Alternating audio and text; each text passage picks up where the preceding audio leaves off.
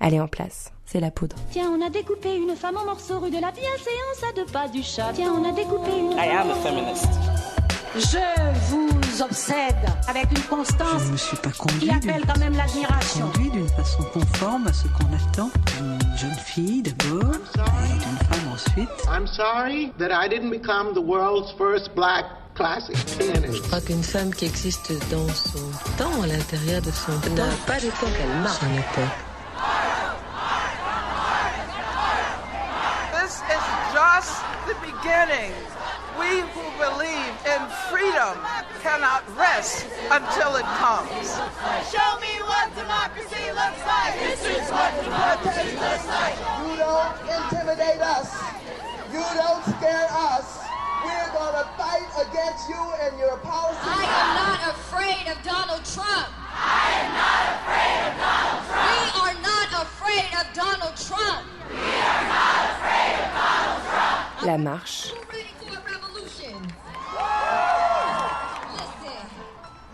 Un documentaire de Lorraine Bastide,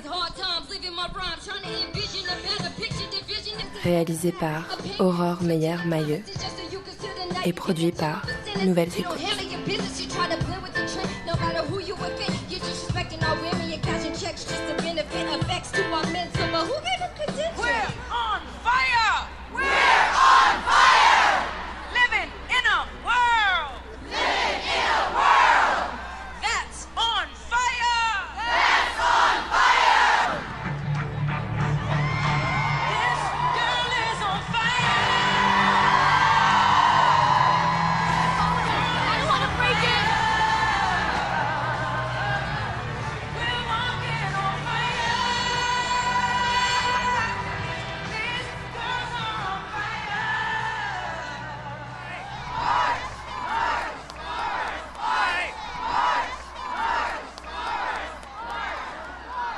On n'a pas vraiment marché en fait.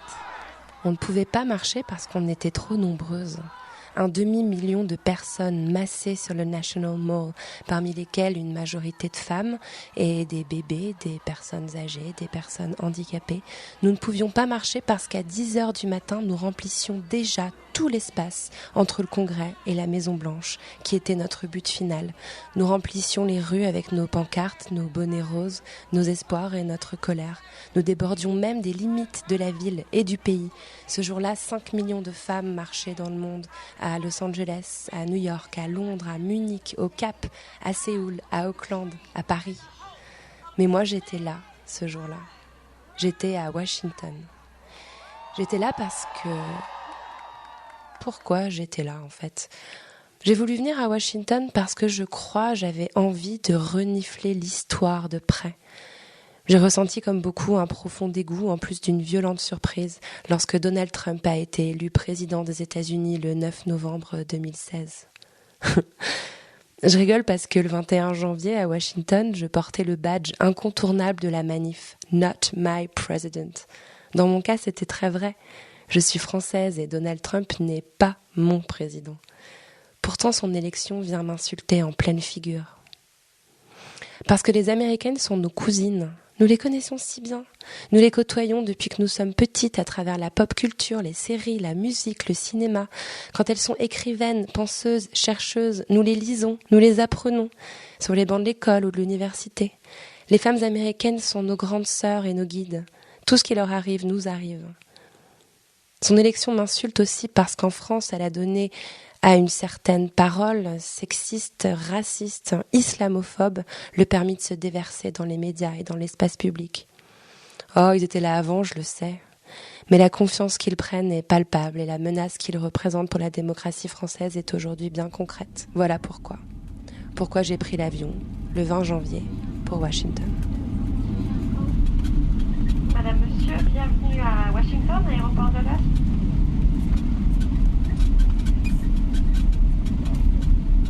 Vous pouvez dès à présent désactiver le mode avion. Vous pourrez détacher votre ceinture de sécurité à l'extinction de la consigne et nous vous prions d'être attentifs aux éventuelles chutes d'objets à l'ouverture des coffres à bagages. Nous sommes heureux d'avoir voyagé en votre compagnie. Le ciel est bas, blanc. L'atmosphère est à la fois pesante et glaciale. C'est le dernier matin de la présidence de Barack Obama. Dans quelques heures, Donald Trump va poser sa petite main sur la Bible et devenir officiellement le 45e président des États-Unis.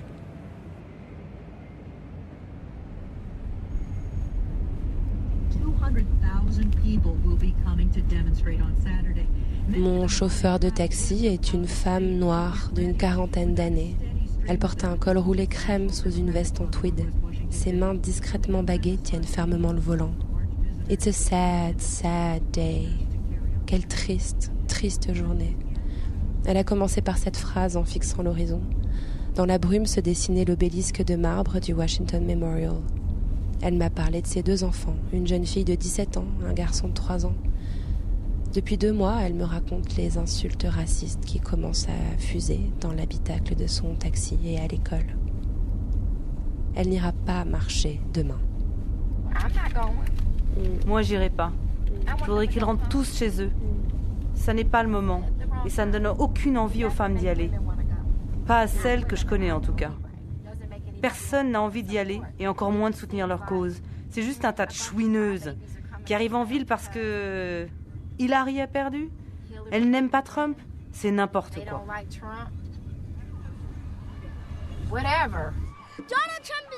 Donald Trump est un homme méchant qui a dit des choses méchantes aux femmes, donc il ne devrait pas être à la Maison Blanche.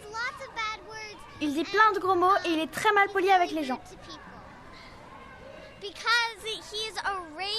C'est une personne raciste. Et franchement, il aurait dû perdre les 3 débats. Parce qu'il y en a un où il a tourné autour d'Hillary comme un requin. Et à tous les autres débats, on aurait dit qu'il s'était tartiné de la glace à la fraise sur la figure.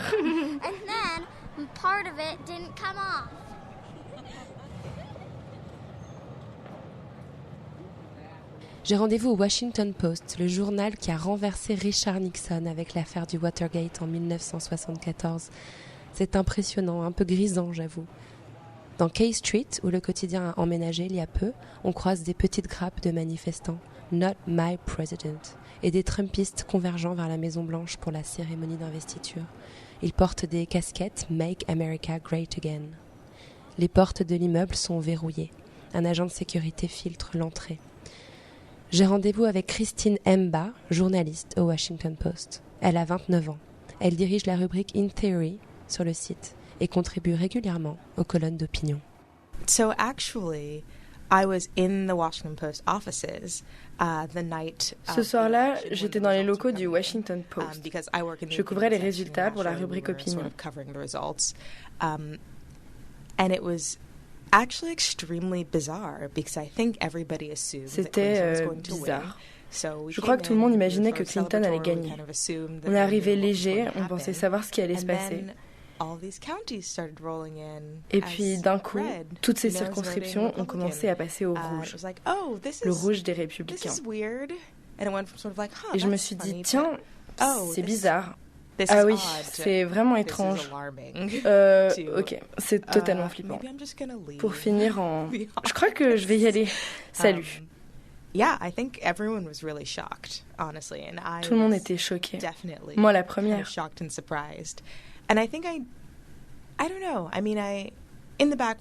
J'avais toujours eu en tête l'éventualité que ça pouvait arriver, mais pour la presse, c'était plié. Donald Trump avait fait tellement de choses ridicules. C'était presque impossible d'imaginer que les gens allaient voter pour lui.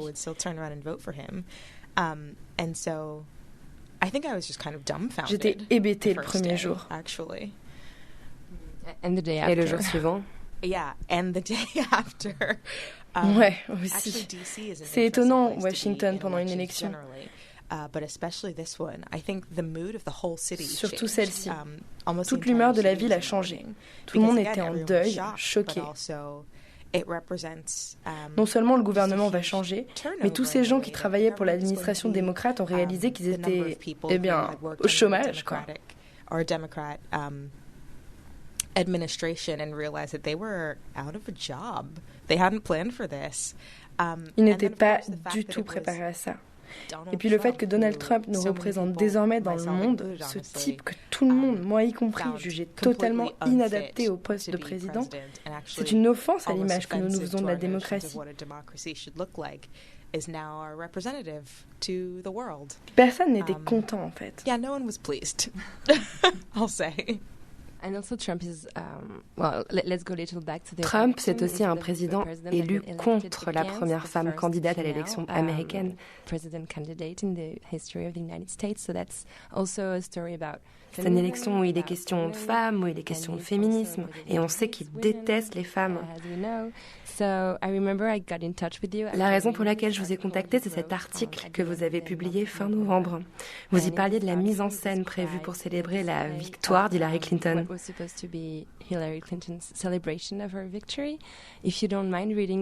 que vous seriez d'accord pour lire les premiers paragraphes de l'article? Et après, on en parle. Sure, I'll do that. Oui, bien sûr. Donc, c'est un article qui s'intitule « Le féminisme moderne est-il dépassé ?» La soirée électorale d'Hillary Clinton se tenait dans une salle au plafond de verre, le Javits Convention Center à New York. À un moment de la fête, des confettis imitant le verre brisé devaient tomber du ciel pour symboliser le sommet du féminisme atteint par la candidate. Briser le plafond de verre qui empêche les femmes d'accéder à la plus haute position de ce pays. Bien sûr, les choses ne se sont pas tout à fait passées comme prévu. Mais même si cela avait été le cas, on est en droit de se demander si Hillary Clinton et ses semblables représentent avec justesse le besoin de nuances si nécessaires au mouvement féministe aujourd'hui. Je trouve ça fascinant.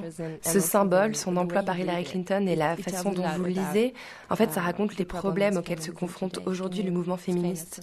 Pouvez-vous nous expliquer en quoi ce féminisme est non moderne ? Dans cet article et généralement depuis quelques semaines, je m'interroge sur quel féminisme au fond Hillary Clinton représente.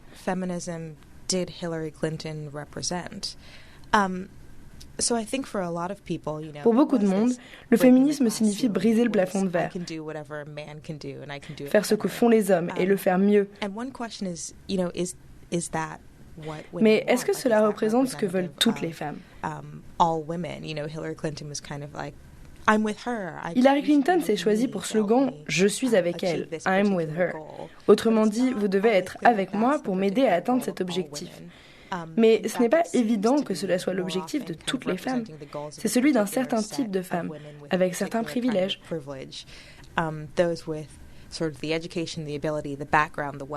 Celles qui ont le parcours, les études, les moyens de viser les boulots à responsabilité. C'est une sorte de féminisme libéral, voire capitaliste, dont le but est d'atteindre le plus haut job. Ça exclut de fait beaucoup de femmes.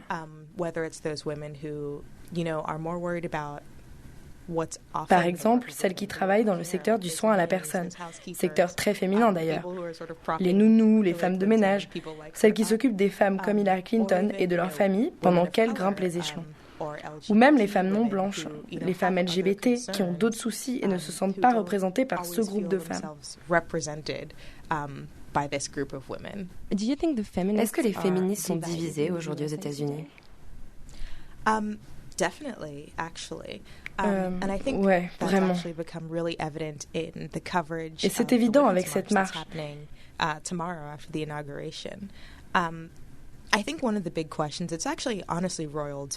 La question qui se pose est la suivante. Qui le féminisme représente-t-il et quelle doit être la revendication principale?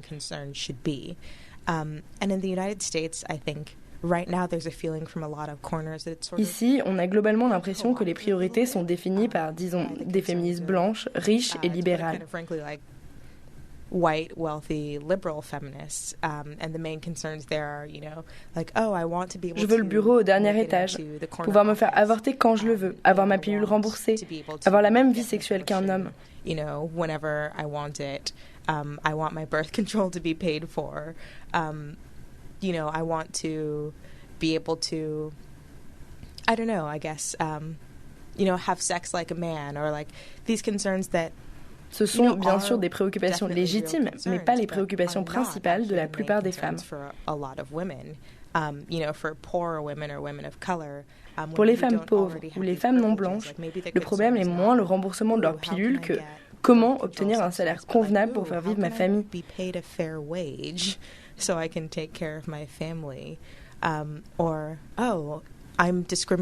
Ou je suis discriminée pour mon genre et aussi la couleur de ma peau ou mon orientation sexuelle. On pourrait peut-être se pencher là-dessus aussi. Mon problème n'est pas de ne pas avoir pu rejoindre l'équipe de lutte masculine au lycée.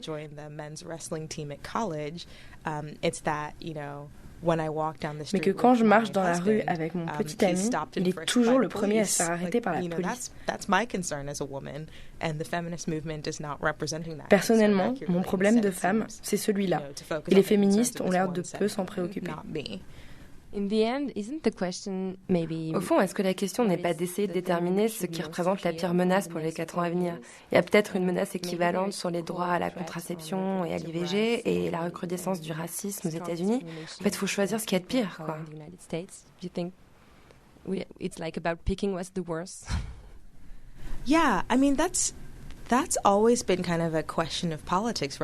Ça a toujours été le cas en politique.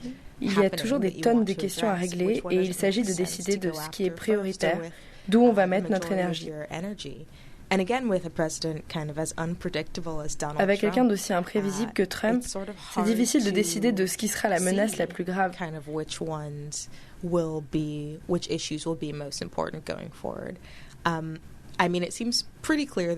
Ce qui est sûr, c'est qu'il a très peu de respect pour les femmes et pour les personnes non blanches. Et vu ce qu'il nous a laissé entendre jusqu'ici, ça ne sent pas bon pour nous.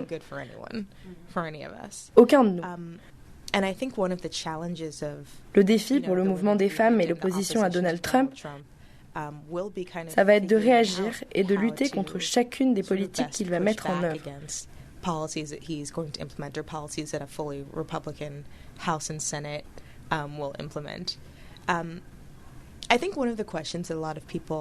Au sujet de la marche, au fond, les gens se demandent pourquoi faire ?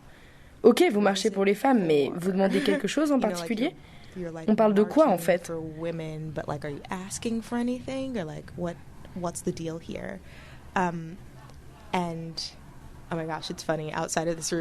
Dieu, c'est dingue. Il y a déjà une manif dehors, vous entendez ? Oui, elle a l'air plus importante que celle que j'ai vue ce matin. Je crois que dans cette marche, enfin, je l'espère, les gens vont s'organiser. Des femmes vont venir des 4 coins du pays, ça va être énorme. Elles vont échanger des stratégies, se connecter avec d'autres femmes qui partagent leurs inquiétudes et créer des mouvements populaires.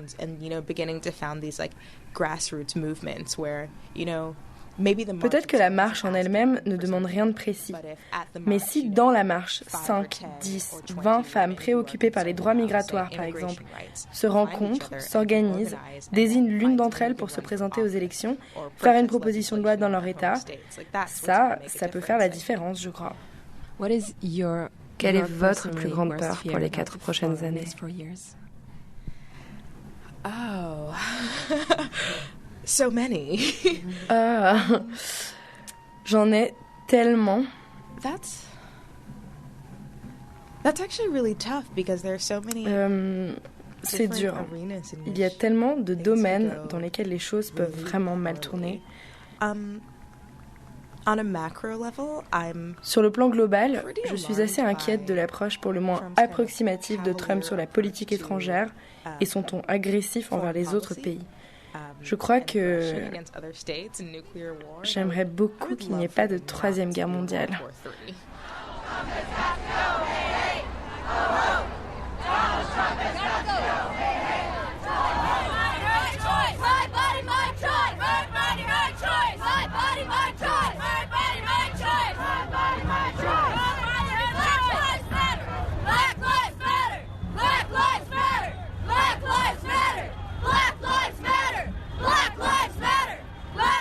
La manif sauvage dégénère. Une odeur douceâtre de gaz lacrymo emplit la ville. Je me réfugie dans un diner. Je tombe sur Jennifer. Elle vient du Mississippi, elle porte déjà son bonnet rose. Le nez dans un verre de vin rouge, elle assiste tétanisée à l'intronisation de Trump en direct sur les écrans plats du restaurant.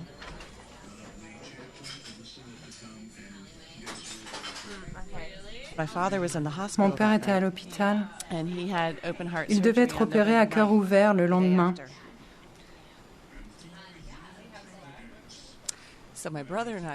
Mon frère et moi, on est restés debout très tard pour regarder les résultats. Ce jour-là, mon père nous avait dit « Cet homme, c'est Hitler ». On s'est levés tous les deux à 5 heures du matin pour être avec lui. On avait dormi 2-3 heures.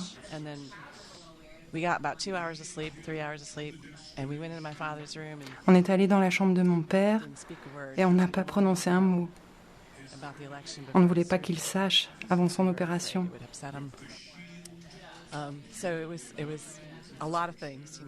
Nous étions complètement tétanisés.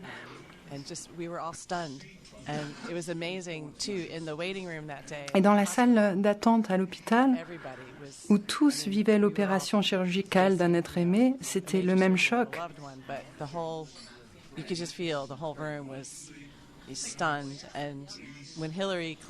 Quand Hillary Clinton est apparue à l'écran, tout le monde s'est réuni autour de la télévision.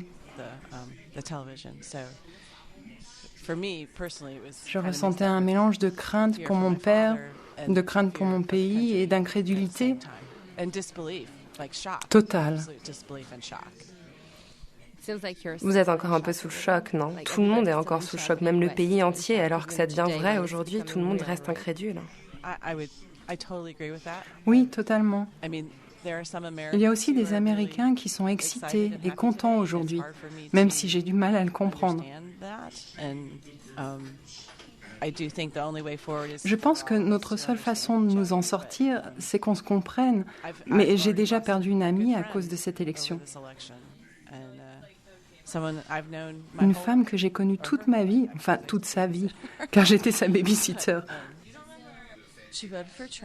Elle a voté pour Trump. Je la connais, je crois, depuis 1972. J'étais sa babysitter et nous sommes devenus amis plus tard. Elle habite à Chelsea, elle est diplômée, elle travaille dans le domaine de l'art visuel et ça me surprend d'elle. Elle est mariée avec un homme très riche, ils ont 3 enfants, des petits. Et j'ai envie de lui dire, tu n'as pas peur que tes gosses reproduisent des choses que Trump dit? Elle n'a rien à répondre à ça. Parce qu'au fond, c'est une question d'argent. À mon avis, les supporters de Trump sont soit très mal informés, soit très riches. Et leur seule préoccupation, c'est l'argent, leurs impôts, c'est tout ce qui leur importe. Des gens privilégiés, vraiment privilégiés, comme on n'en a pas idée. Je viens d'Oxford, dans le Mississippi, une ville universitaire un peu plus libérale que le reste de l'État. Le Mississippi, historiquement, est un État très conservateur, extrêmement conservateur. Et Trump l'a emporté. Le souci qu'on a là-bas, c'est la gestion de notre histoire raciste, de notre passé raciste. L'université pour laquelle je travaille, l'université du Mississippi, a travaillé très dur pour changer cette image. Et pas plus tard qu'hier, j'ai lu qu'un ancien élève de l'université voulait que l'université ressorte ses symboles racistes. Ils sont en train d'essayer de faire passer une loi pour que l'université ressorte le drapeau des Confédérés ou une mascotte qui s'appelle Colonel Reb et qui est censée représenter Robert E. Lee. C'est choquant.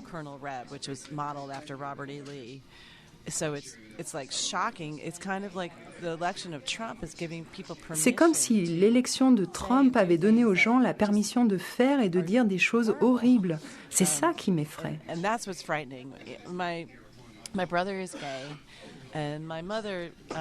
Mon frère est gay.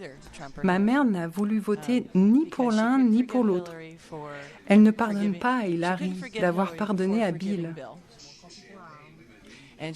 Et elle ne pouvait pas voter pour Trump parce que, bon, c'est Trump.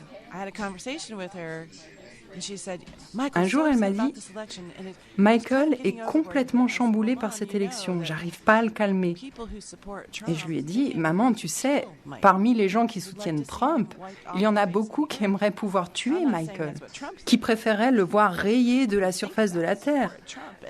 Je ne dis pas que Trump pense ça, mais je pense que les gens, à cause de Trump, sont encouragés à formuler ce genre de pensée.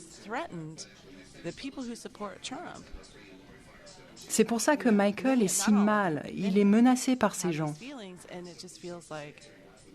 Ils vont avoir la permission d'avoir ces pensées, comme si c'était pas grave d'être raciste. Alors que si, c'est grave.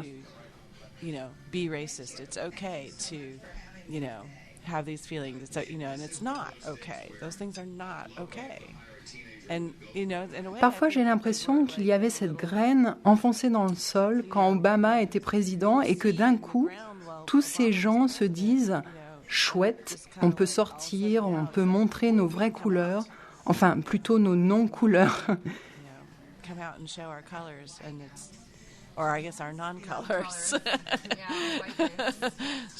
Et je ne me remets pas du fait que 53% des femmes blanches aient voté pour Trump. Ça me dépasse. Ça me dépasse complètement. Comment c'est possible?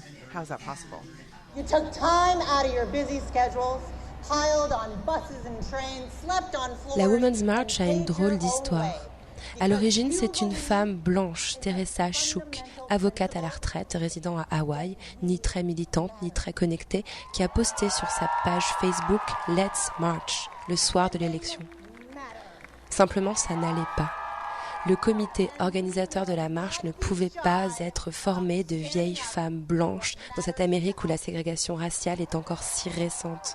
Et après cette campagne, au cours de laquelle les Noirs, les immigrés latino-américains, les musulmans ont été si violemment attaqués, alors très vite, des figures de la lutte féministe intersectionnelle ont pris le relais et ont donné à la marche une toute autre teinte.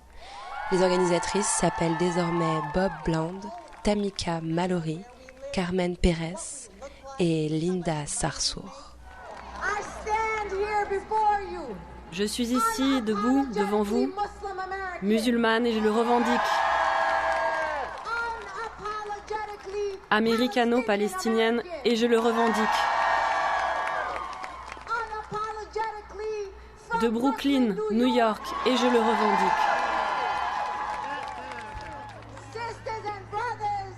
Mes sœurs et frères, vous êtes le visage de la démocratie. Mes frères et sœurs, vous êtes mon espoir pour ma communauté.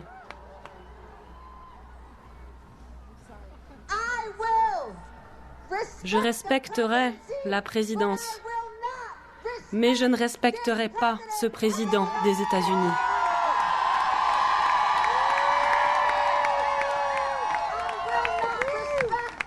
Je ne respecterai pas une administration qui a gagné une élection sur le dos des musulmans, des Noirs, des sans-papiers, des Mexicains, des handicapés et sur le dos des femmes.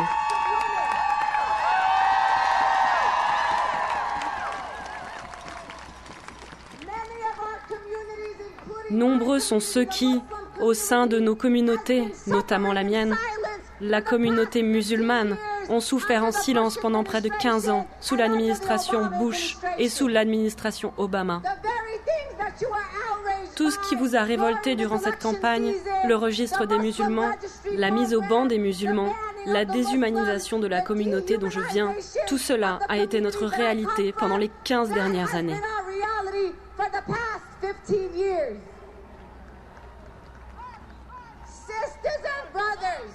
Mes sœurs et frères, si vous êtes venus ici aujourd'hui et que c'est votre première marche, je vous souhaite la bienvenue. Je vous invite à rester debout et à continuer à vous faire entendre. Pour les femmes noires, pour les femmes autochtones d'Amérique, pour les femmes sans papier, pour la communauté LGBTQIA, pour les personnes handicapées.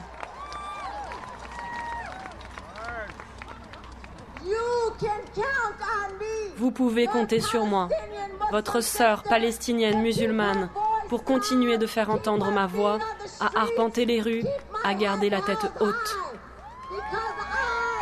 Parce que je n'ai pas peur.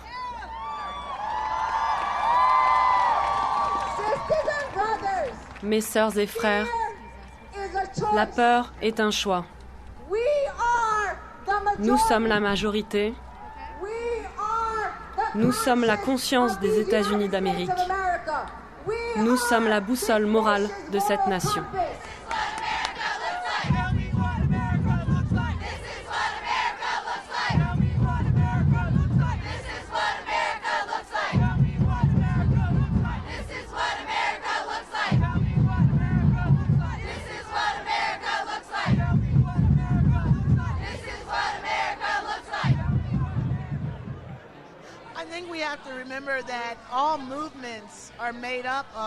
Tout mouvement est composé de différentes priorités, de différentes sensibilités.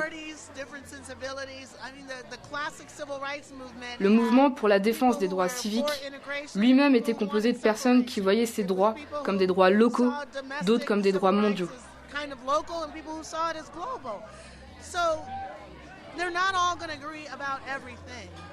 En fait, ils n'étaient pas d'accord sur tout, mais ce qui les liait, c'était leur engagement à résister face à un certain ordre. Quand Martin Luther King a prononcé son célèbre discours le jour de la marche à Washington, il a parlé d'une réalité que les Noirs et ceux qui les soutenaient n'étaient plus prêts à tolérer, plus jamais. Ils avaient des objectifs différents, mais ils savaient que la situation était intenable. La voix que vous entendez, c'est celle de Kimberlé Crenshaw. Je n'en reviens toujours pas d'être tombée sur elle un soir dans un bar de Washington. Elle donnait une conférence. Kimberlé Crenshaw est avocate et militante féministe spécialisée dans les questions de race et de genre. C'est littéralement elle qui a inventé le concept d'intersectionnalité dans un article de 1991 que toutes les militantes afroféministes connaissent par cœur. Et je pense que c'est ce qui nous maintiendra ensemble demain. Il n'y aurait pas autant de gens rassemblés ici si la situation n'était pas aussi lamentable.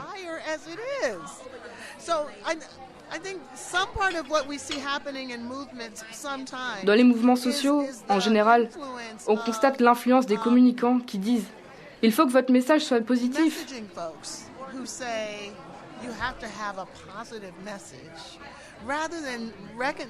Alors qu'il faudrait reconnaître que ces mouvements sociaux naissent de deux constats. Voici ce que nous ne sommes plus prêts à tolérer. Et au-delà, nous voulons une autre vie et meilleure. Certes, les gens ont des idées différentes sur ce que serait cette vie, mais cet objectif les relie. Et si cette marche doit devenir ce que nous espérons qu'elle sera, ils vont devoir exprimer clairement ce qu'ils considèrent comme intolérable. Ils vont devoir prendre conscience de ce que cette administration s'apprête à faire. Ils vont devoir comprendre qu'elle va soulever des enjeux qui toucheront beaucoup de groupes différents, pas seulement celui auquel ils appartiennent. Vous parliez d'intersectionnalité, c'est précisément ce genre de conscience intersectionnelle qui va élever le mouvement à un niveau supérieur, si c'est le cas. Peut-être qu'il faut justement parler d'intersectionnalité. Moi, ce qui m'inquiète, et ce que j'espère n'arrivera pas, c'est que les gens aient une approche simpliste de l'intersectionnalité. Qu'ils pensent qu'il suffit de compter les différents groupes représentés, au lieu d'articuler réellement ce qu'est une vision féministe intersectionnelle. Et c'est un peu toujours le problème, quand quelque chose devient très populaire. Je suis tombée sur un article, aujourd'hui, qui décrivait le féminisme comme une grande tente sous laquelle pouvaient se regrouper les femmes qui sont pro-IVG et celles qui sont anti-IVG. C'est ça l'intersectionnalité, pas vrai ? Non. Aux côtés de Kimberlé Crenshaw, un autre mythe vivant, Eve Ensler, dramaturge féministe et auteure des célèbres monologues du vagin. Écrivez des articles, ne laissez pas les médias corrompus, les médias dominants et les fake news devenir les seules sources d'information. Faites entendre votre voix. Ne faites pas ce que nous avons fait. Ne laissez pas une alliance globale se former. Soyez porteurs d'espoir, incarnez la possibilité de repousser la xénophobie et le patriarcat, de la même manière dont ces derniers se soutiennent et se renforcent l'un l'autre. Résistez à ce fantasme, celui d'un retour à une supposée époque de liberté qui n'a jamais existé. Et n'utilisez pas ce fantasme pour justifier la destruction de vos institutions et de vos valeurs. Et croyez-nous, Kim et moi, nous avons tout essayé pendant 2 ans. Nous avons fondé une organisation, Stop Hate Dump Trump. Et nous ne sommes pas parvenus à convaincre certaines personnes que cette situation était possible. Alors croyez-le, c'est possible. Commencez à vous battre contre elle dès maintenant. Ne laissez pas Marine Le Pen triompher en France. Pardon, mais j'ai cru comprendre à votre réaction tout à l'heure que vous pensiez que les féministes n'étaient pas divisées aujourd'hui. Pardon d'insister, mais je pense qu'elles le sont. Je ne suis vraiment pas intéressée par les divisions là tout de suite. Ce qui m'intéresse, c'est comment nous allons nous rassembler. Nous devons nous unir, nous devons passer au-dessus de tout ça. Nous devons trouver ce qui nous rassemble. Elle, c'est ma sœur. Je marche avec elle aujourd'hui. Je suis connectée à elle. Et c'est ça qui m'intéresse aujourd'hui. Qu'est-ce qui nous unit ? Il faut forger une alliance puissante et une forme de résistance forte contre ce patriarcat fasciste new-yorkais qui vient d'entrer au pouvoir. Pourquoi vous prêtez attention aux femmes qui ne sont pas là ? Prêtez plutôt attention à celles qui sont ici. À l'instant même où Eve Ensler prononce ces mots, une polémique fait rage sur Twitter, sous le hashtag #AddHerName, ajouter son nom. Le comité organisant la Women's March a publié une liste de 27 femmes honorées par la manifestation. Parmi elles, on trouve des militantes comme Malala Yousafzai, Bell Hooks ou Harriet Tubman. Mais pas de traces d'Hillary Clinton. Les électrices d'Hillary menacent de ne pas venir manifester demain si son nom n'est pas ajouté à ce panthéon d'icônes. Les organisatrices de la marche ne répondront jamais à cette demande. Cette crispation révèle à la fois des divisions qui scindent en 2 camps les féministes, mais aussi l'immense espoir déçu qu'a représenté pour des millions d'électrices la défaite de leur candidate. I have, as Tim said, spent my entire adult life fighting for what I J'ai believe connu in. beaucoup de succès, I've had mais j'ai aussi successes connu and bien I've des had échecs, setbacks, sometimes really painful parfois ones. très douloureux. Many of you are at the Nombreux sont beginning ceux of parmi your vous qui professional, sont au début public de and leur carrière political professionnelle, careers. publique et You politique. will have successes Vous and aussi, setbacks vous connaîtrez too. des succès et des This revers. loss hurts, Cette but défaite please, fait mal, never mais je stop vous en prie, believing that n'en venez fighting jamais à for penser what's que le right fait de is combattre worth it. pour ce qui est juste en vaut la peine. It is. Cela en vaut la peine. And so, we need you Nous to avons keep up besoin que these vous fights continuiez now de and for mener the ces rest of your combats lives. aujourd'hui et pour And le to reste de all vos the vies. women, and À especially toutes the les young femmes women, et surtout aux jeunes put their femmes faith qui in ont this placé leur campaign espoir and dans in cette me. campagne et en I moi. want you to know that J'aimerais que vous nothing has made sachiez me que prouder rien ne m'a than to jamais be rendu your aussi champion. fière que d'être votre candidate.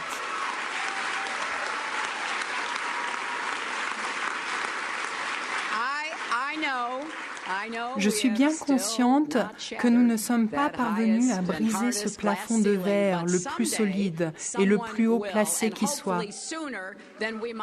Mais un jour, quelqu'un le fera, et possiblement bien plus tôt que nous ne pouvons le croire.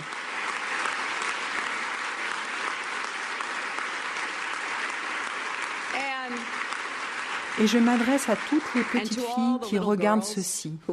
Ne doutez jamais que vous êtes précieuses et puissante et méritante de toutes les chances et les opportunités que le monde a à vous offrir afin que vous poursuiviez et accomplissiez vos propres rêves.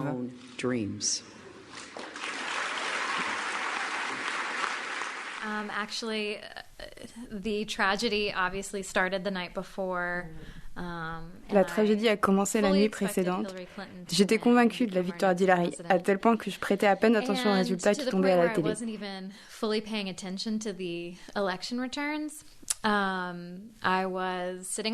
J'étais en train de travailler, j'étais sur mon canapé, j'avais un verre de vin. Puis peu à peu, les retours ont commencé à arriver. Je me disais, ok, ça va aller, les bureaux de vote viennent juste de fermer, les gens viennent à peine de voter, le vent va tourner. Et les votes ont continué à être comptabilisés, j'ai continué à boire, et là j'ai commencé à réaliser que les choses ne se passaient pas du tout comme prévu. Quand mon petit ami est rentré, tard ce soir-là, il a trouvé sur le canapé, au lieu de sa copine, une loque alcoolisée et complètement éplorée. Caroline Ervin est tout simplement mon héroïne. Avec son acolyte Kristen Conger, elle anime le podcast féministe Stuff Mom Never Told You, les trucs que ta mère ne t'a jamais dit. Depuis 2009, cette émission décrypte avec justesse et exigence le paysage féministe américain. Et du coup, oui, je suis restée éveillée jusqu'à genre 2 heures à voir tous ces résultats tomber et à pleurer toutes les larmes de mon corps. Je suis allée au lit, j'ai ouvert les yeux le lendemain et j'ai pensé « Ok, c'était peut-être un mauvais rêve ». Et puis, instantanément, cette autre pensée « Oh non, la Cour suprême ». Et là, j'ai recommencé à pleurer. C'était une journée lugubre. Mais en même temps, c'était aussi une journée d'espérance. Enfin, je ne sais pas si je le ressentais déjà à ce moment-là, mais sous toute cette tristesse, il y avait une promesse. Parce que plein de femmes dans mon entourage commençaient déjà à parler de ce que nous pouvions faire de ce désastre. Est-ce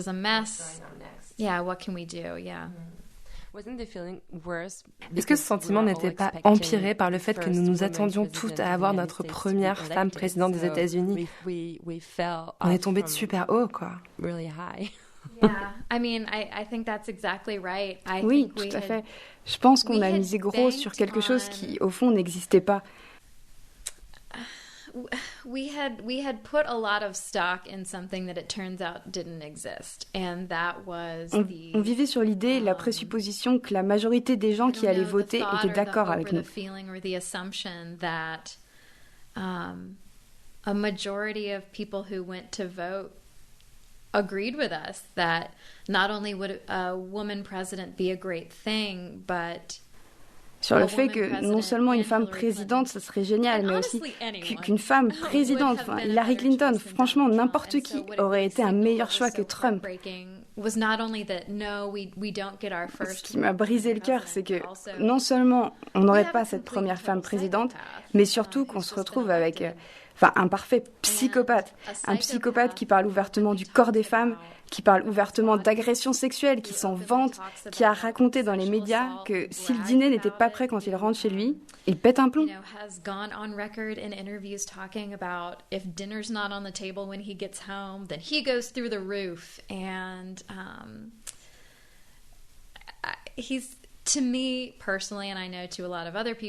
Personnellement, je ne vais pas parler à la place des autres, mais je le trouve écœurant.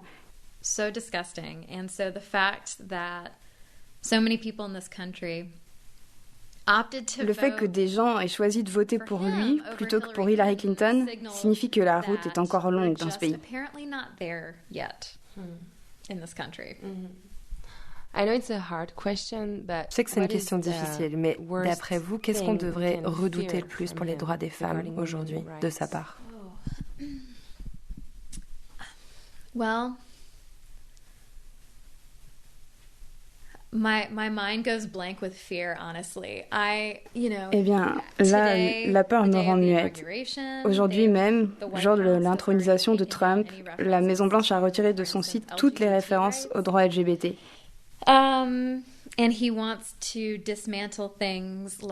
Il souhaite la suppression de nombreux systèmes, ceux de protection contre les violences faites aux femmes, ceux qui protègent les populations marginalisées, les veuves, les orphelins, les femmes et enfants les plus démunis.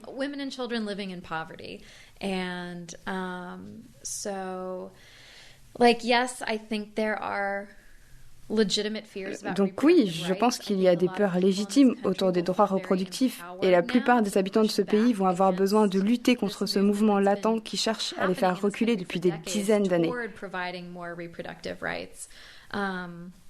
And securing those rights, I think it's absolutely important to Je pense qu'il faut garder nos yeux rivés sur tout ce qui se passe autour des droits reproductifs. C'est essentiel, car le féminisme d'aujourd'hui ne concerne pas seulement les femmes. Il concerne notre culture, notre sécurité, notre santé, nos enfants, nos familles. Et il concerne la justice reproductive, qui est une notion bien plus vaste que le droit à l'avortement. Ça signifie le droit à une famille en bonne santé et en sécurité.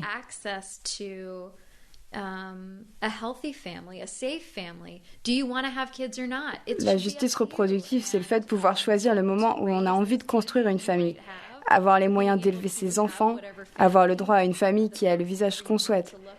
Tout cela, ça représente des facettes du féminisme qui sont menacées aujourd'hui.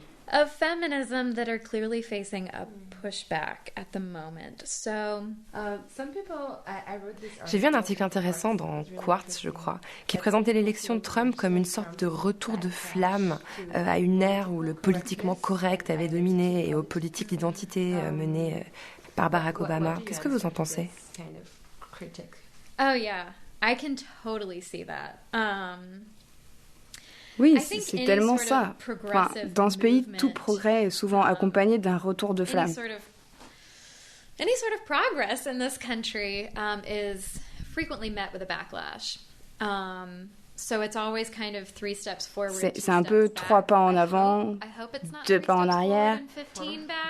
Et j'espère que ce ne sera pas 3 pas en avant et 15 pas en arrière, même si ça y ressemble fortement au moment où je vous parle.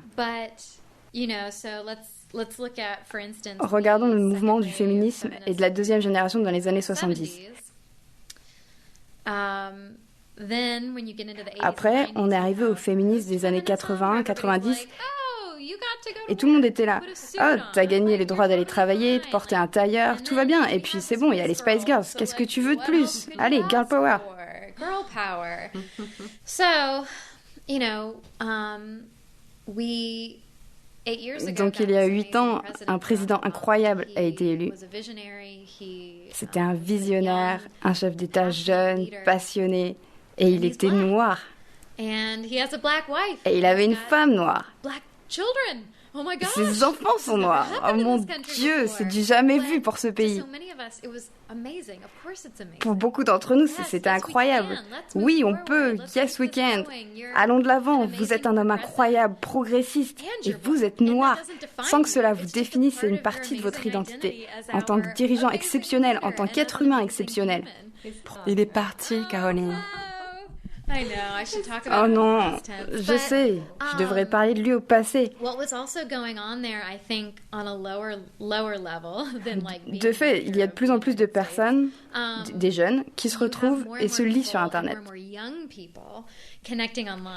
Et, ok, j'ai l'impression d'être une vieille à parler de ces jeunes qui se retrouvent sur Internet.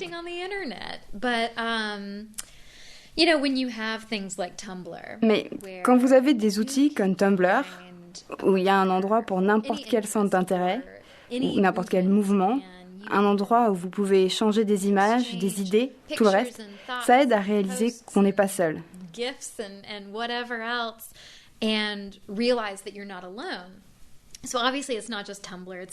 Ça concerne pas seulement Tumblr, c'est aussi sur Facebook, sur Twitter et compagnie.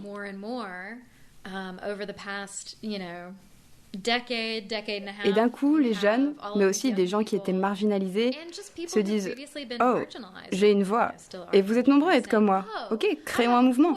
Élevons nos voix. »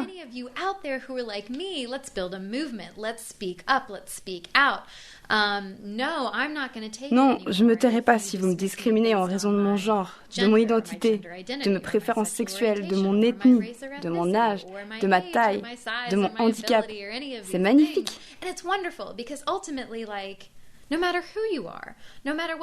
Qui que vous soyez, d'où que vous veniez, vous ne pouvez pas accepter d'être discriminé selon les critères que je viens d'évoquer. C'est pas juste.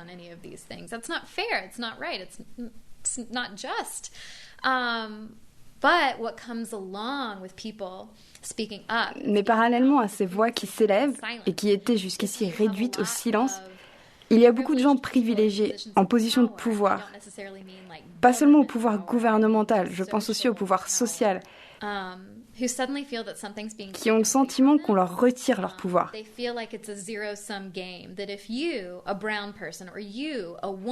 Ils ont le sentiment que si toi, personne non blanche, toi, femme, toi, homosexuel, si tu élèves la voix pour me dire que je t'agresse, alors tu m'enlèves quelque chose. Et c'est moi que tu offenses. Et je ne veux pas t'entendre me dire ça. And that's like a super C'est une façon très simplifiée de le formuler, bien sûr. Mais je suis convaincue d'une chose. Aujourd'hui, on assiste à cette réaction très individuelle, répercutée à une échelle massive. C'est en gros mes puissances 1000. J'ai pas envie de tourner ma langue 7 fois dans ma bouche quand tu es dans les parages. Tu m'oppresses, tu m'enlèves le droit de dire ce truc raciste, sexiste, xénophobe, homophobe qui me vient à l'esprit.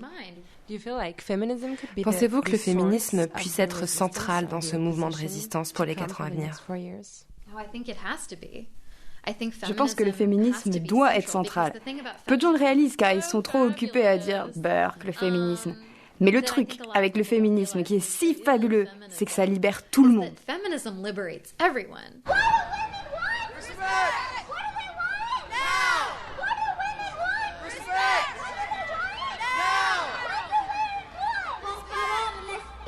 Je vous en prie, je vous demande de lutter ensemble avec amour, avec foi et avec courage, afin que nos familles ne soient pas détruites. Nous sommes une communauté de mères dont les enfants ont été assassinés par la violence policière.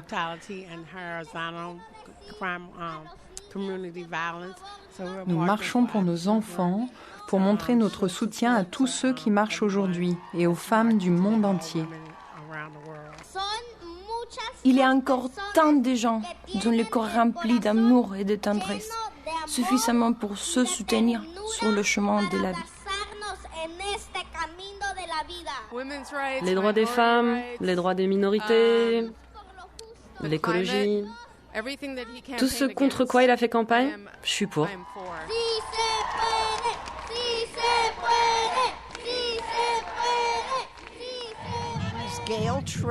Mon nom est Gail et j'ai 76 ans. Mon nom est Mathilda et j'ai 7 ans.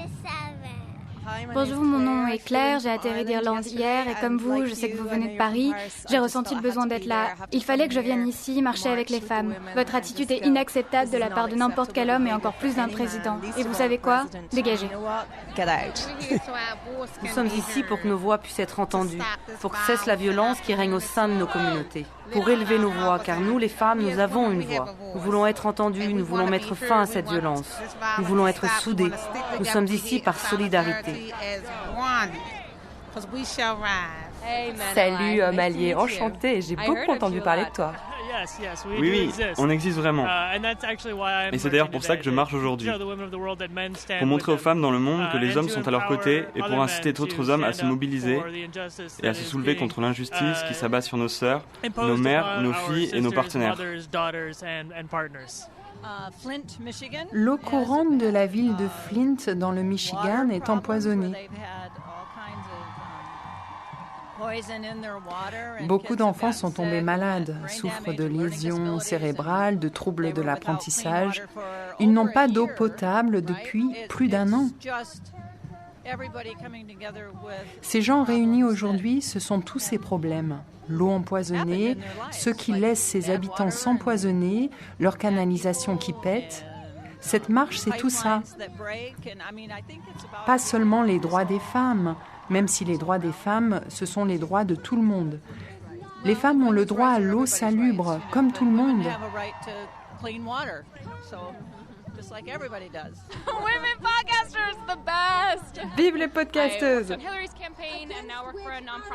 J'étais volontaire pour la campagne d'Hillary et je travaille pour une association qui vient en aide aux femmes marginalisées dans les pays en guerre.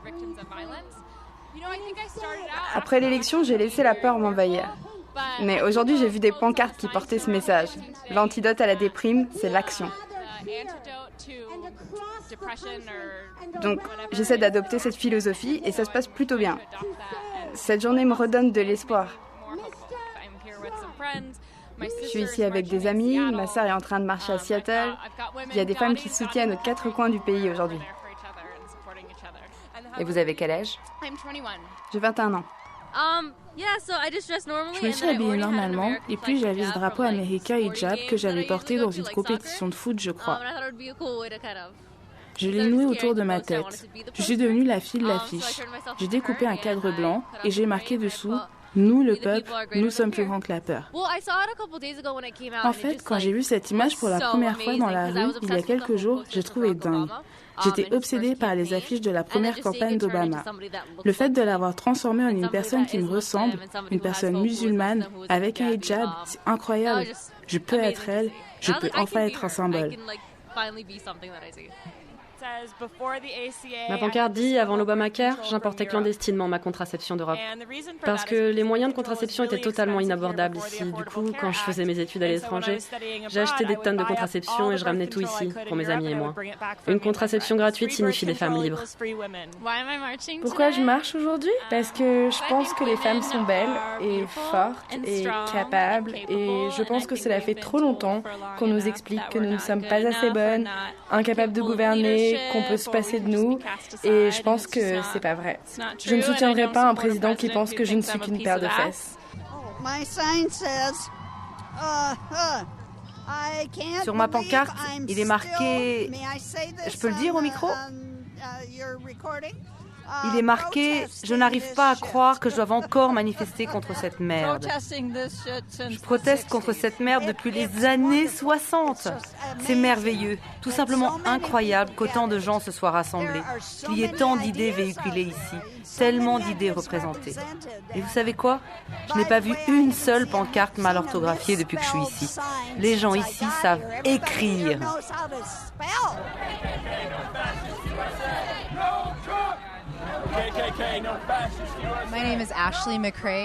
Je m'appelle Ashley McRae. Je suis militante de l'association Absentee Shawnee Tribe d'Oklahoma. Je suis aussi membre de la tribu des Oglala Lakota. Ma mère vit dans la réserve de Pine Ridge. Je viens de l'État d'Oklahoma, qui est une terre indienne. 39 tribus reconnues y vivent, c'est-à-dire 39 nations souveraines et indépendantes, même si le gouvernement américain ne reconnaît pas notre souveraineté et continue de perpétuer le fracking et de construire des oléoducs qui traversent les terres sacrées où reposent nos morts. Ils ont déterré mes ancêtres pour construire un pipeline sous le lac Thunderbird. L'Oklahoma est le carrefour de toutes les pipelines. Nous n'avons pas le choix. Nous devons nous battre. Nous sommes ici aujourd'hui pour transmettre le message à d'autres peuples indigènes. Maintenant que Donald Trump est président, tout le monde va savoir ce que l'on ressent en vivant en Oklahoma. Donald Trump a soutenu au procureur local qu'il n'y avait aucun lien entre les tremblements de terre et le procédé du fracking, alors qu'aucun tremblement de terre n'a eu lieu en Oklahoma avant 2009 et qu'aujourd'hui il y en a plus que dans l'Amérique tout entière. On annonce déjà des séismes de magnitude 7. Des oléoducs sont percés et se répandent déjà sous terre. Donc avec ça, plus le fracking, le désastre est imminent. Il y a un lien entre la violence dont sont victimes les femmes indigènes et la violence avec laquelle nos terres sont traitées. Le viol de Unchimaka, qui est notre grand-mère la terre, est directement lié au viol des femmes indigènes. Statistiquement, une femme indigène sur 3 sera agressée sexuellement au cours de sa vie. Et ce chiffre est directement lié à l'industrie du pétrole et au colonialisme et au terrorisme colonial. Il est essentiel que nous continuions à nous dresser, à nous sentir forts, à nous unir. Donc ce que vous voulez me dire, c'est que tout est lié en fait, et cette marche, ça parle vraiment de ça. Exactement. Ce qui est encore très compliqué à intégrer pour le féminisme blanc, c'est l'intersectionnalité. Mais en tant que peuple indigène, nous sommes automatiquement et déjà intersectionnels, parce que nous devons gérer cette protection de l'environnement, cette violence contre nos hommes et nos femmes, la colonisation, le viol, le meurtre. Si une personne blanche commet un crime sur une terre indienne, nous n'avons aucun droit, aucun moyen de poursuivre en justice les personnes non indigènes sur nos terres.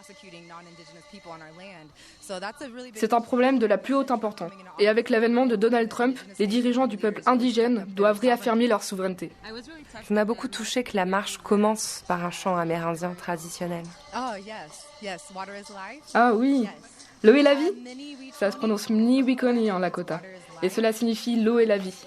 Il y a différentes manières de le prononcer en fonction des nations. Mais comme Standing Rock est un bastion de la tribu Lakota, c'est le message qui est diffusé aujourd'hui. Donc il est très important de souligner que même si Standing Rock a suscité beaucoup d'attention et de mobilisation autour des problèmes des peuples indigènes, il y a des Amérindiens partout à Turtle Island qui mènent leur propre combat. Comme mon camarade, qui fait partie de la tribu Apache Stone d'Arizona. Le peuple Apache se bat aussi pour protéger ses terres sacrées.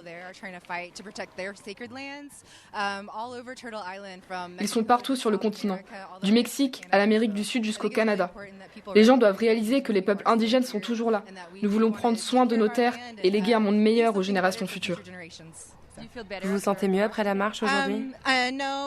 Regardez autour de nous. Nous sommes toujours cernés par le terrorisme colonial. Nous avons fait face à cette oppression pendant 500 ans. Et quel est le visage de Donald Trump ou de la personne la plus progressiste qui soit? Le fait est que le gouvernement des États-Unis est une force occupante. Ils ont débarqué, ont volé notre terre, tué notre peuple, violé nos femmes, nous ont parqués dans des réserves, nous ont forcés à abandonner nos terres natales et nous ont imposé leur gouvernement. En tant que femme Lakota, en tant que femme Shawnee, je refuse ce gouvernement.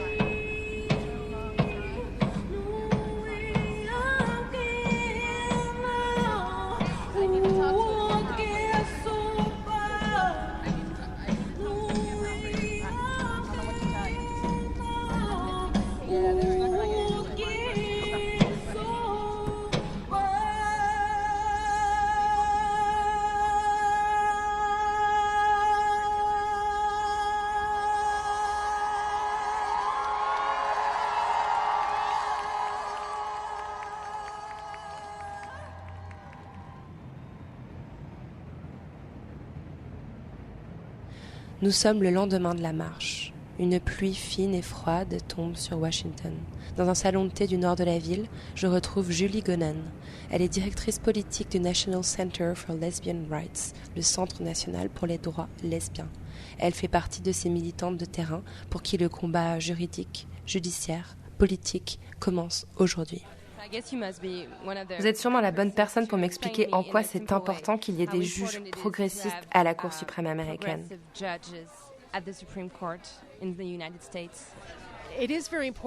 C'est très important qu'il y ait des juges progressistes à la Cour suprême, mais j'aimerais souligner qu'il est tout aussi important qu'ils soient également présents dans les cours fédérales, car notre système judiciaire fonctionne ainsi.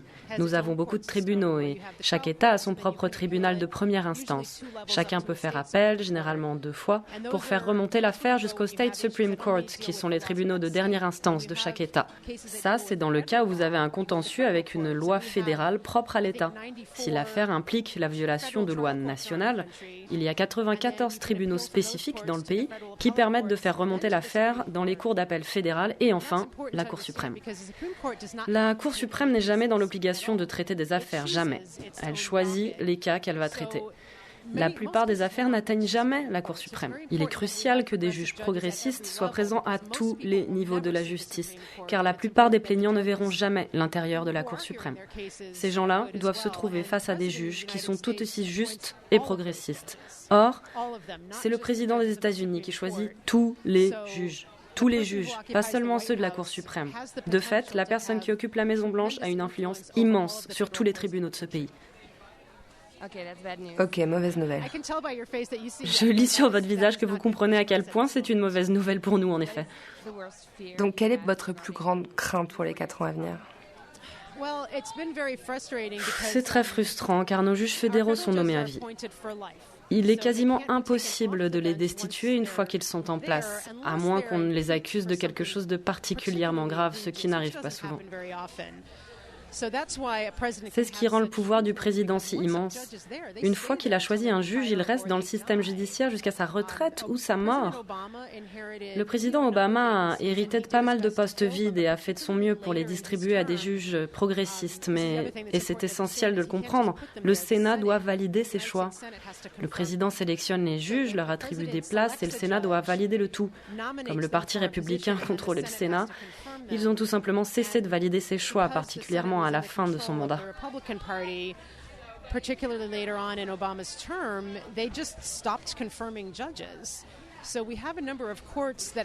Nous avons donc un nombre incalculable de tribunaux avec des postes inoccupés parce que les républicains et le Sénat avaient pour objectif de bloquer plus ou moins toutes les nominations de Barack Obama.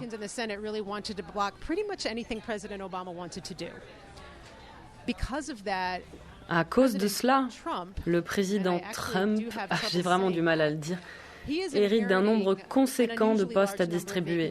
Et puisqu'il est du même bord politique que le Sénat, il n'aura aucun mal à pourvoir ces postes très rapidement. D'où l'inquiétude profonde des acteurs du monde judiciaire américain en particulier, mais tout le monde devrait s'inquiéter. Ces juges et ces tribunaux régissent des aspects cruciaux de la vie des citoyens. Il est essentiel d'avoir des personnes dont les points de vue sont progressistes sur tout un tas de sujets éminemment importants. Ça veut dire quoi pour vous concrètement ? Mon organisation a été fondée en 1977 à San Francisco et nous avons emménagé à Washington, D.C., la capitale de notre nation, il y a environ 7 ans. Je crois que c'était en 2010. Nous l'avons fait parce que le cabinet d'Obama était très ouvert à l'idée de travailler avec notre communauté. Nous voulions être près d'eux, faire partie de ce changement. Parce qu'il y avait enfin des officiels dans la Maison-Blanche et dans les administrations publiques qui avaient envie d'entendre nos voix, nos besoins, et qui se demandaient comment ils pouvaient prendre des décisions politiques favorables à nos intérêts. Car même si une partie de notre travail peut être faite par Internet, c'est important de rencontrer physiquement nos interlocuteurs. Le fait d'être ici nous permet de parler à quelqu'un du département de la santé et des services sociaux, de l'importance des soins de santé pour notre communauté, ou de la protection dans le milieu du travail à quelqu'un du ministère du Travail. C'est toujours mieux de pouvoir parler à quelqu'un les yeux dans les yeux. Il y avait tant d'opportunités avec la dernière administration qu'il fallait être ici pour en profiter et aller de l'avant. C'était excitant, c'était amusant aussi. Nous étions débordés, mais d'une bonne manière. Bon, cette nouvelle administration n'est pas encore totalement en place pour l'instant. On ignore encore à quoi elle va ressembler. Donald Trump n'a pas encore exprimé de ressenti ou de projet pour la communauté gay et lesbienne? Pas vraiment. Certains disent « Oh, Donald Trump n'est pas homophobe, il n'a pas de plan machiavélique contre la communauté LGBT. » En fait, ils ont même une photo de lui à un rallye de campagne avec un drapeau arc-en-ciel dans la main. À ces gens-là, je réponds « C'est super et je suis ravie que le président n'ait pas un positionnement totalement négatif sur la communauté LGBT, mais... Nous ne sommes pas simplement membres de la communauté LGBT, nous sommes aussi des travailleurs, des émigrés, des musulmans. Et le fait est qu'il a exprimé des points de vue terrifiants sur ces communautés-là.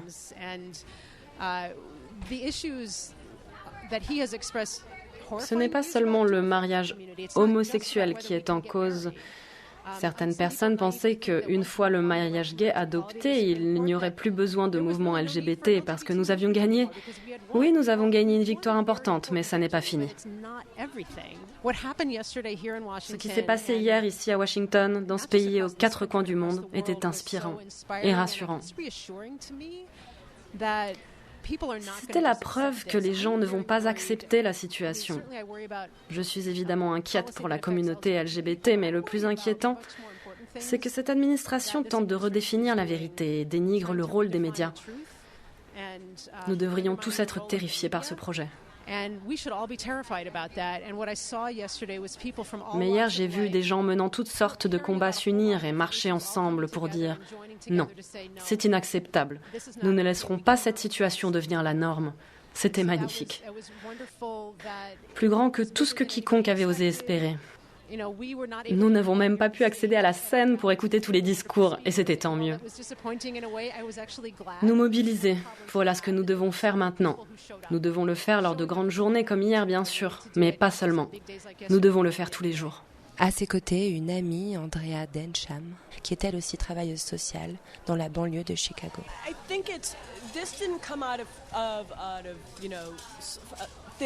Tout cela n'est pas arrivé par magie.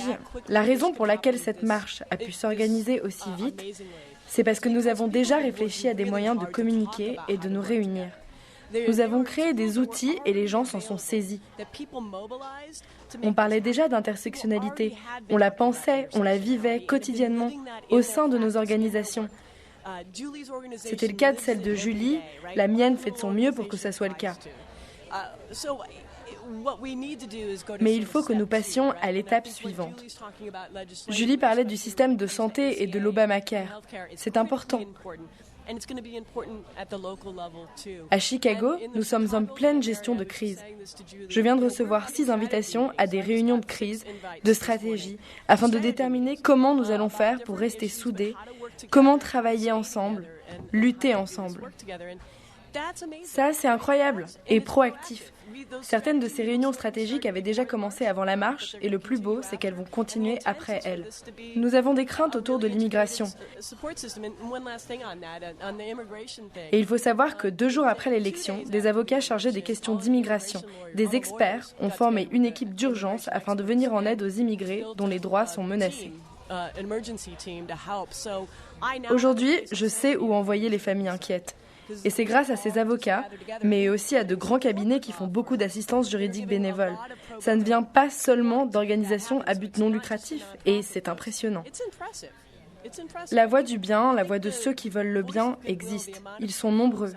Et ils sont en train de se dire, oui, on a perdu cette élection, mais transformons cette défaite en force afin de vaincre l'autre bord. Nous ne pouvons pas nous permettre de croire que cette marche suffira. Nous avons pour allié un groupe encore plus large de personnes. Nous vivons dans une communauté diversifiée. Cet endroit est un endroit très cosmopolite, vous savez. De plus en plus d'enfants grandissent dans des communautés LGBT, des communautés musulmanes entourées d'enfants du monde entier. Et ça, c'est le meilleur antidote à la haine et au sectarisme.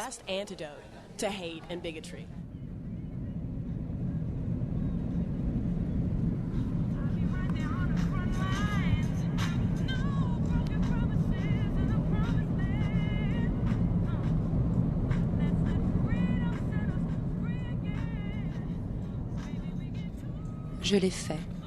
J'ai marché devant la Maison-Blanche. J'ai dressé mon majeur à l'attention du patriarcat emporté par une foule. Le soleil se couchait. Le ciel rosissait sous les épais nuages gris. Des nuées d'oiseaux noirs tournoyaient au-dessus de la Maison-Blanche. Il faut imaginer cette foule, les derniers des derniers, les plus acharnés, ceux qui ont passé 6 heures à piétiner dans le froid en attendant que la masse se détende et qu'on puisse avancer vers notre but. Un ensemble de percussionnistes nous accompagnait, des femmes, uniquement des femmes, équipées de tambours, rythmant le chant des manifestants. J'ai appris ensuite que l'ensemble s'appelait Batala. Il s'est passé alors quelque chose d'extraordinaire. Quelque chose qui, quand j'y repense, me fait encore dresser les poils sur les avant-bras. Je voulais vous livrer ce moment dans toute sa pureté. Fermez les yeux et plongez avec moi dans le bruit que fait un peuple en marche.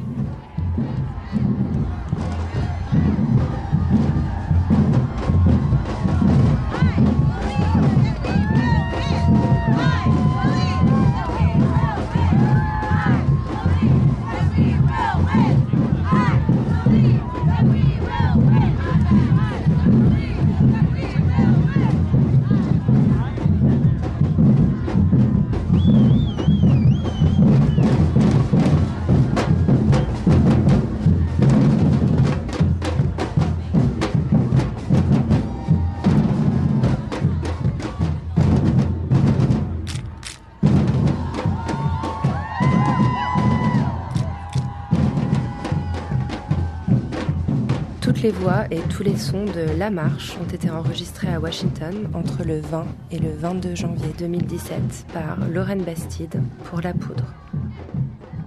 La réalisation et le montage sont l'œuvre d'Aurore Meyer-Mailleux. Toutes les traductions sont signées Zisla Tortello. Le mixage est assuré par Laurie Galigani et Zaki Halal. La Marche est une production Nouvelles Écoutes. Merci du fond du cœur au studio Entreprise rue Sedaine à Paris pour leur soutien essentiel. Merci à Anne et à Didier Champal pour leur hospitalité à Washington. Merci à Nathalie Broisa, Lou Bucaille, Victoire Copé, Laura Cuissard, Hélène Guinut, Anna Gomez, Gabrielle Loridon, Aurore Meyer-Mailleux, Christelle Murula, Mia Petkovic, Alexandra Sénès et Zisla Tortello pour leur voix française. Merci à Christine Emba, Jennifer Mizenko, Kimberly Crenshaw, Eve Hansler, Caroline Ervin, Ashley McCrae et Julie Gonen pour leur temps et pour leurs paroles. Merci à toutes celles et ceux que j'ai croisés pendant la marche et qui ont pris le temps d'échanger avec moi. Et merci aux 5 millions de femmes qui ont marché ce jour-là.